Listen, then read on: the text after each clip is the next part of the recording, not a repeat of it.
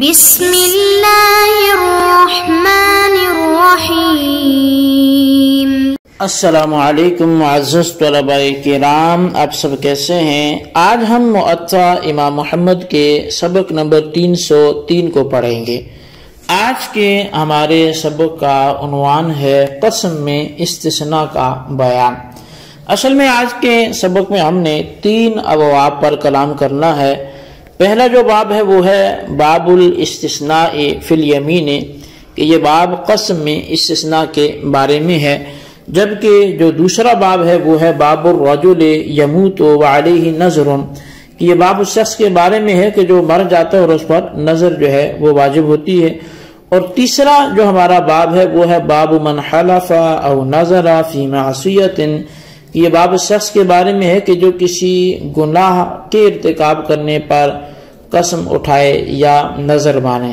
تو اس حوالے سے ہم بترتیب ان تینوں ابواب کو پڑھیں گے۔ تو پہلے باب کو پڑھتے ہیں، یعنی باب الاستثناء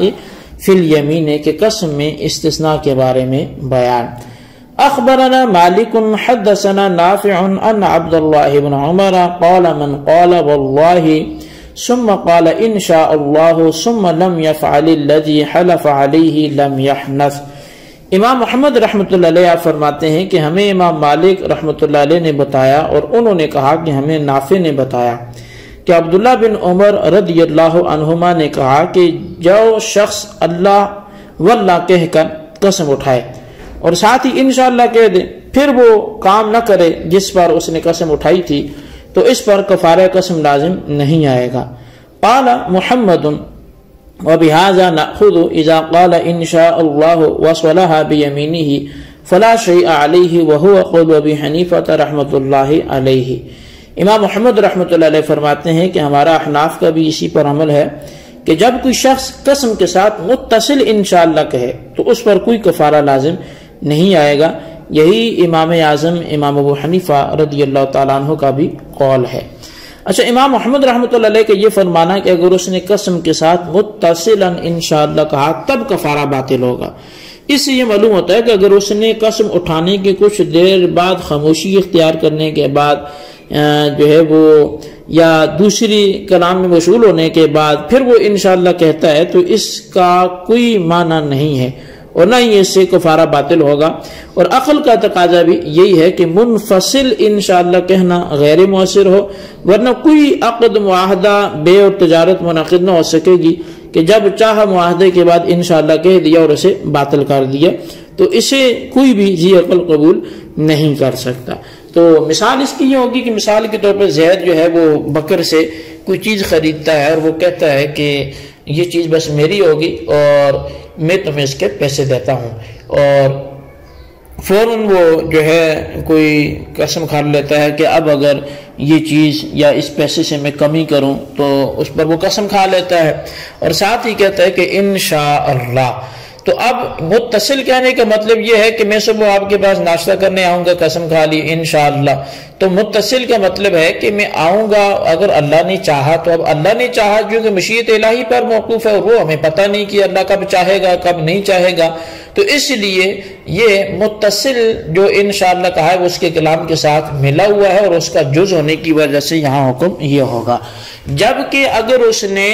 متصل نہیں کہا، منفصل کہا کہ پہلے تو اس نے قسم کھا لی اور اس کے بعد کچھ دیر وہ خاموش رہا، کسی اور کام میں لگ گیا، پھر تھوڑی دیر بعد آ کے کہتا ہے کہ انشاءاللہ، یعنی اگر اللہ نے چاہا تو میں صبح ہوں گا، تو یوں معاملہ نہیں ہوگا کہ اس نے صبح کھانا بھی تیار کر لیا، سارا ارینج کر لیا، اور اب یہ وقت پہ آ کے کہتا ہے کہ انشاءاللہ، تو اب یہ چیز مؤثر نہیں ہوگی۔ تو جب اتصال سے وہ بات کرے گا تب تو انشاءاللہ یہ مؤثر ہوگا، اور اگر متصل نہیں کہتا تو یہ الگ کلام شمار ہوگا، اس سے پچھلے سے تعلق قائم نہیں ہوگا۔ تو بہرحال یہ پہلا باب ہمارا مکمل ہوا۔ دوسرا باب ہے باب الرجل یموت وعلیہ نذر، کہ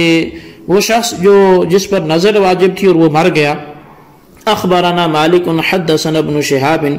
عن عبید اللہ بن عبد اللہ بن عتبہ بن مسعود عن عبد اللہ بن عباس ان سعد بن عبادة استفتى رسول اللہ صلی اللہ علیہ وسلم فقال ان امتی ماتت ماتت وعليها نذر لم تقضه قال اقضه عنها۔ امام محمد رحمۃ اللہ علیہ فرماتے ہیں کہ ہمیں امام مالک نے خبر دی ہے، وہ کہتے ہیں کہ ہمیں ابن شہاب نے عبید اللہ بن عبداللہ بن عتبہ بن مسعود کے حوالے سے بتایا کہ حضرت عبداللہ بن عباس فرماتے ہیں کہ سعد بن عبادہ رضی اللہ تعالیٰ عنہ نے نبی علیہ الصلوۃ والسلام سے فتویٰ پوچھا اور کہا کہ میری والدہ فوت ہو گئی ہیں اور ان پر کوئی نظر بھی واجب تھی تو جو وہ پوری نہیں کر سکی، تو آپ نے فرمایا کہ تم ان کی طرف سے اسے پورا کر لو۔ قال محمد ما كان من نذر او صدقة او حج قضاها عنها اجزا ذلك ان شاء الله تعالى وهو قول ابي حنيفة والعامة من فقهائنا رحمهم الله تعالى۔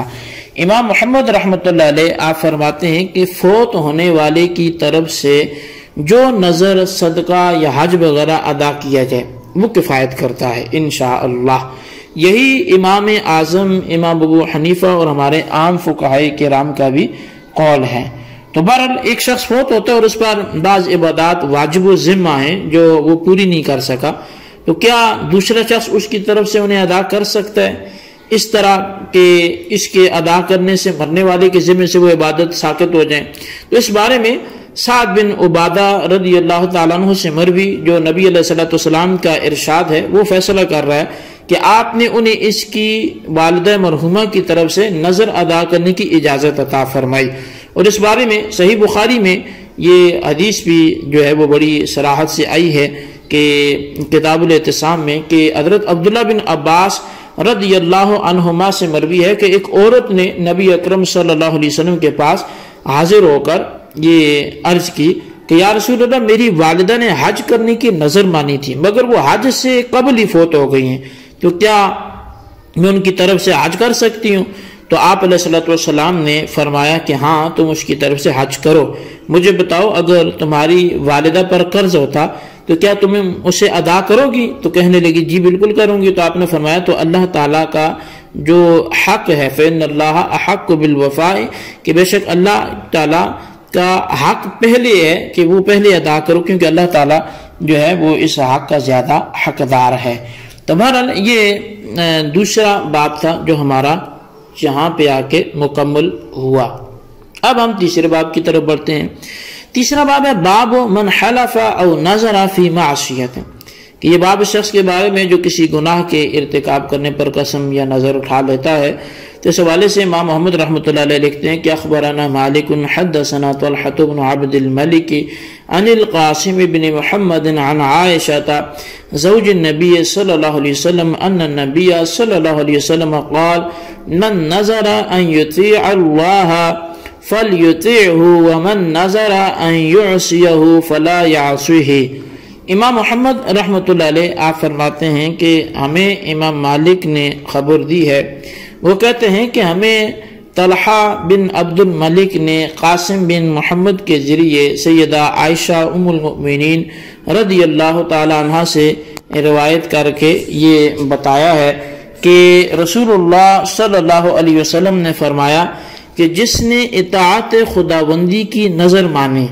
وہ اطاعت بجا لائے،